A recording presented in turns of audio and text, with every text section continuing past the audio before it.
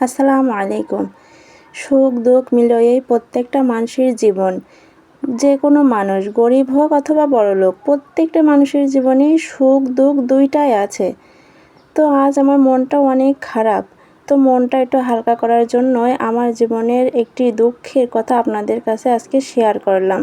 তো শুরুতে আপনাদেরকে বলে রাখি যে আমার মা নেই, অর্থাৎ আমি যখন ছোট তখন আমার বাবা মা আমাদের থেকে আলাদা হয়ে যায়। তো শরিয়াতের নিয়ম অনুযায়ী বাবা মা আলাদা হয়ে যাওয়ার পরে আমাকে আমার বাবার কাছেই থাকতে হয়। আর মার সাথেও মাঝে মাঝে দেখা সাক্ষাৎ যোগাযোগ সবটাই হতো। তো এমন তো অবস্থায় আমার বয়স পার হয়, এমনকি আমার বিয়ের বয়স পর্যন্ত আমি পৌঁছায় যাই। তখন আমার বাবা আমার জন্য চিন্তা করে যে এখন তো আমার কোনো একজনের কাছে মানে আমাকে বুঝাই দিতে হবে। তো আমার বাবা ডিসাইড করে যে এমন একজনের কাছে আমাকে বুঝাই দেবে যে একটু গরিব হোক, কিন্তু কখনো যেন সে আমার দুর্বল জায়গায় আঘাত করে কথা না বলে, বা আমার প্রত্যেকটা সুখ দুঃখের ভাগিদার যেন সে হয়, যেন আমাকে সে বোঝে। সেই জন্য আমার বাবা মধ্যবিত্ত হওয়া সত্ত্বেও একটা গরিব ছেলের সাথে আমাকে বিবাহ দেয়। কিন্তু ছেলেটা আসলে অনেক ভালো, তাই আমি আল্লাহ তাআলার কাছে শুকরিয়া জানাই, লাখ লাখ শুকরিয়া, আলহামদুলিল্লাহ। তো এইভাবে এই ছেলেটা যেহেতু আমাকে অনেক ভালোবাসে, তো আমার এই গরিব বাড়িতে আসাতে আমার কোনো দুঃখ নাই। আর ছেলেটার মা বাবাও কিন্তু পাশাপাশি অনেক ভালো ছিল। তো সব মিলিয়েও আমি যে একটা মধ্যবিত্ত পরিবার থেকে একটা গরিব জায়গায় এসেছি, এতে আমার কোনো দুঃখ নেই।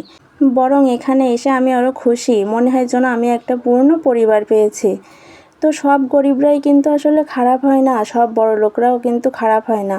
তো আল্লাহর রহমতে আল্লাহ তাআলা আমাকে অনেক ভালো একটা ফ্যামিলিতে আল্লাহ আমাকে রেখেছেন। তো এইভাবেই চলতে থাকে আমাদের দিনকাল। ওই যে কথায় আছে না যে কারোর সুখ দেখলে কারোর সহ্য হয় না, কিন্তু আমার অন্যান্য যেসব যারা আছে তারা কিন্তু আমাদের চাইতেও অনেক বড়লোক। কিন্তু তারা বড়লোক হয়েও আমাদের মতো এতটা সুখী ছিল না। কিন্তু আমরা গরিব হয়েও এতটা সুখী, এটা তারা কোনোভাবেই সহ্য করতে পারছিল না। তো এবার শুরু হলো আমাদের সংসারের অশান্তি। মানুষ আমাদেরকে অনেক ছোট করে দেখতো, অনেক নানান তাল কথাবার্তা শোনাতো। আমরা যেটাই করি না কেন, ভালো কাজ খারাপ কাজ প্রত্যেকটা কাজই তারা খারাপ করে তুলে ধরতো। ওই যে একটাই কারণ, আমরা অনেক সুখী ছিলাম তাই। যখন আমি আমার বাবা মায়ের কাছে, মা তো ছিল না, বাবার কাছে যেয়ে যখন কান্না করতাম, আমার বাবা সবসময় আমাকে একটা কথাই বলতো, তুমি চিন্তা করো না মা, আল্লাহ তোমাকে একদিন এমন পর্যায়ে নিয়ে যাবে যে তখন তারা তোমাকে দেখে অবাক হয়ে যাবে এবং নিজেরাই তখন আফসোস করতে থাকবে। তো জানি না আল্লাহ তাআলা আসলে আমার দুনিয়াতে এরকম দিন দেবেন কিনা।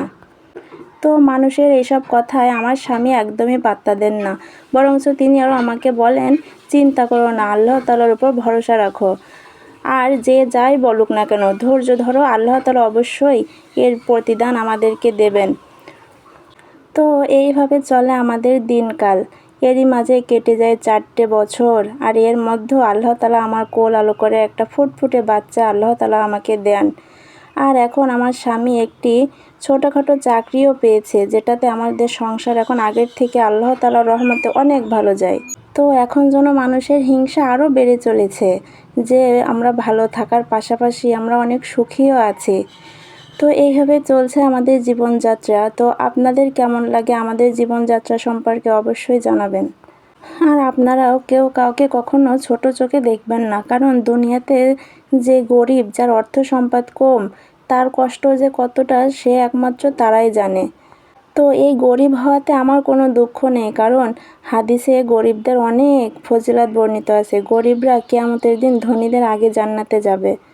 আর ওই যে আমার স্বামী আমার সবসময় আমার সাথে আছে, এই জন্য আমার আর কোনো দুঃখ নেই। তো সবসময় সবার জন্য একটাই দোয়া করি, আল্লাহ তাআলা ধনী বা গরিব প্রত্যেকটা পরিবারকে হাসি খুশি সুস্থতার সাথে সুখী হালাতে রাখুক, এবং যারা অসহায় মাজলুম তাদেরকে আল্লাহ তাআলা বেশি বেশি ধৈর্য ধারণ করার তৌফিক দান করুক, এবং কাল কিয়ামতের ময়দানে আল্লাহ তাআলা এদের বড় একটা প্রতিদান দান করেন।